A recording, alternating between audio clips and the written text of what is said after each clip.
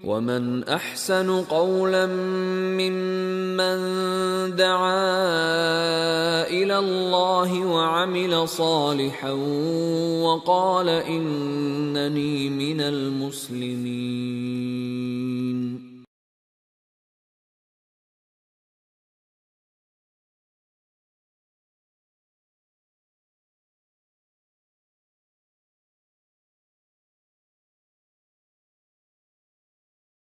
Bismillahirrahmanirrahim. Assalamualaikum warahmatullahi wabarakatuh. In my previous discussion, I talked about how should we approach the tourist visitors to the masjid. In this session, I want to talk about how do we answer the questions they ask us. When we try to recruit volunteers for this program, one of the biggest stumbling blocks that we face is this answer. What if I don't know how to answer the questions? I don't think I'll be able to answer the questions the tourists ask. It's a very common reply given by people for not accepting our request. Our response to this has always been the same. No one knows the answers to all the questions. Dawah is teamwork, and it is a continuous learning exercise. That when you join this program, we will give you all the training that you need to equip you with the answers and to handle the questions that are asked. I always tell the new volunteers, I always ask them, what is the best da'wah answer? The best da'wah answer is, I don't know. Because it is not possible to know sometimes the answer to a particular question they asked. And when you're honest, and when you own up, when you tell the truth, and this is obligatory upon you as a Muslim to tell the truth, then what happens is your credibility immediately goes up. To those questions to which you are able to give the answer, they are more likely to believe you because you are giving the answer because you know the answer. You're not making them up. And when you say you don't know, there's always help around. Sometimes there is another colleague nearby who may know the answer to the question. You could pass this question to your colleague to answer to this tourist who has asked you this question.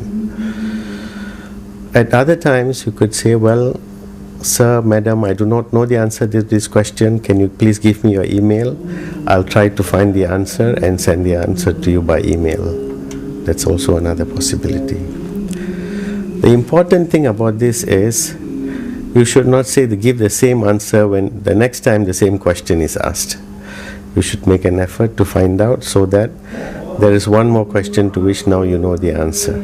Okay? So you should always feel relaxed and do not be in a very tense situation. What if he's going to ask me a question that I do not know? This can happen to any one of us. We may be asked a question that we do not know, and we have to find ways of finding the answers and not use that as a reason for not getting involved in this program. Okay. The most important thing is our guidelines are very clear. As long as we stick to the Quran and the Sunnah, you can't go wrong. In other words, if a question is asked, when you give the answer is either based on the Quran or the Sunnah. That's all. We don't have to make up the answers. Certain questions are explained. The reasons for those positions in Islam are explained. So you give the explanations. For some, it is just a commandment of Allah. The reasons are not given. So you just tell them it is a commandment of Allah. This is the way it is. So you don't have to make up. But sometimes you need to go beyond what could be the wisdom behind this position.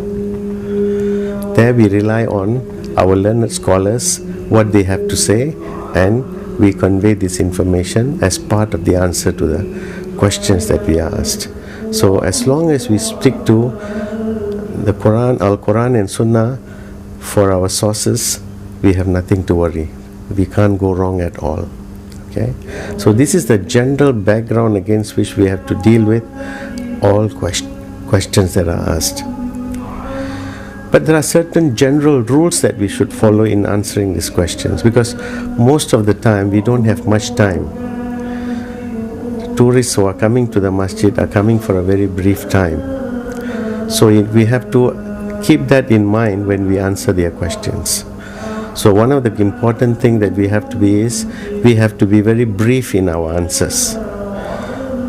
And after providing these answers, we should ask our tourist visitors, are you satisfied with the answer? If they say yes, stop there and move on.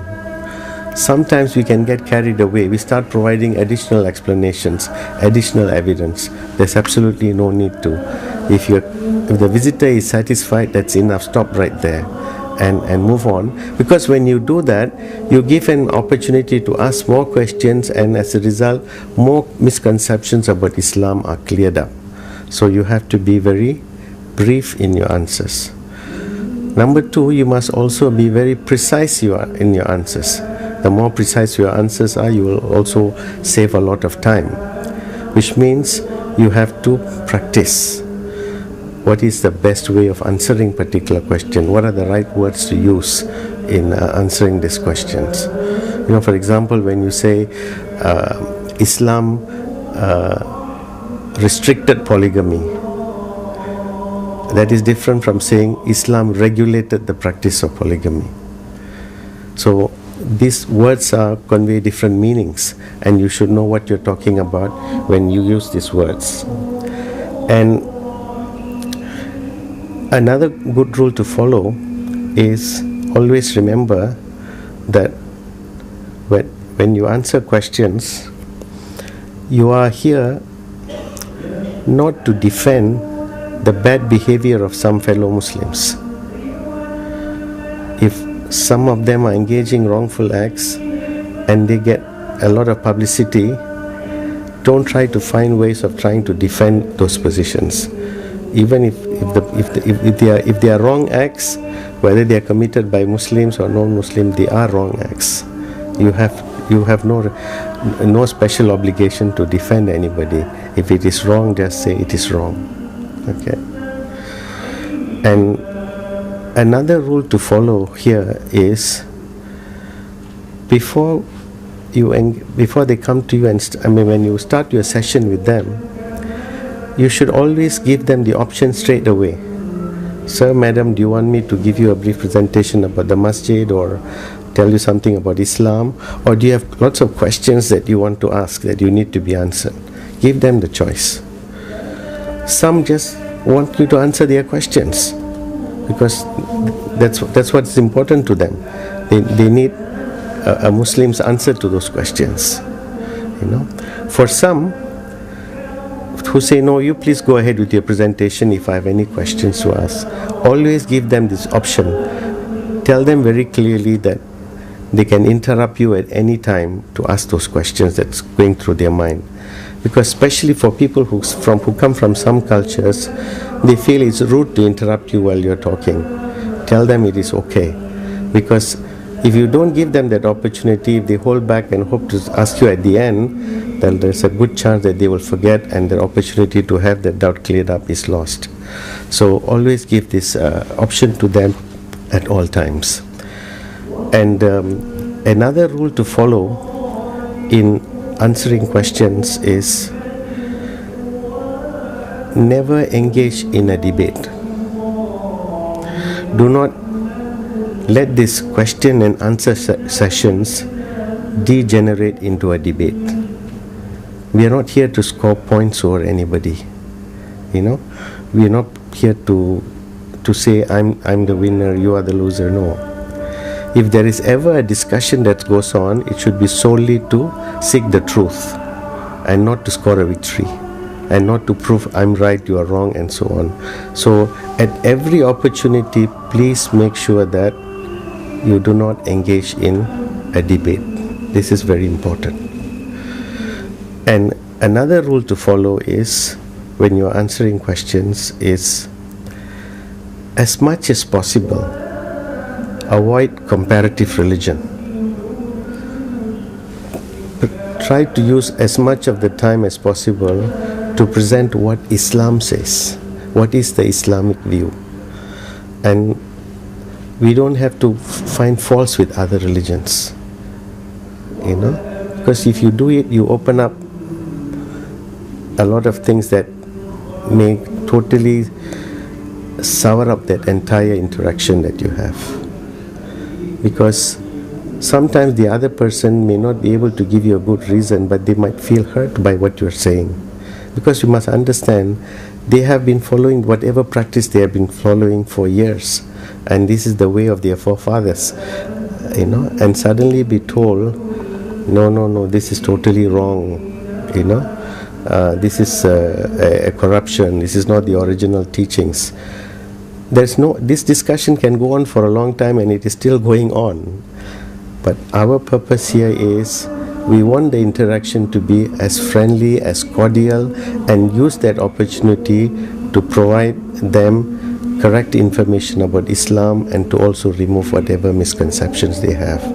Then we leave it to Allah subhanahu wa ta'ala to guide them in ways that He thinks that is fit for that person. Okay, so these are some of the pointers that I would like to give to you in keeping this in mind about answering questions. Be precise, be brief, no debates. If there is ever any discussion, it is with a common intention to seek the truth, and avoid comparative religion as much as possible. And at our own end, this is a continuous answer exercise, the whole subject of answering questions. There are questions for which I know the answer, but I continuously reflect on, is there a better way of providing the same answer? We must always try to remember, we are supposed to convey the message of Islam with wisdom and with beautiful invitation, and there is no end to this quest to seek perfection in these areas. We should always strive in that direction. So with those few remarks, I want to convey or share this message with those who intend to volunteer in this program. Don't let the subject of answering questions be a stumbling block to you, because this is an ongoing exercise. It's a learning, ongoing learning exercise. It will help you in many ways. It will help you to understand your own faith much better, because you too will now be able to articulate the reasons when anyone asks about it. And the more knowledgeable you are as a Muslim, the more knowledge you have, the better Muslim you will be, inshallah. Assalamu alaikum wa rahmatullahi wa barakatuh.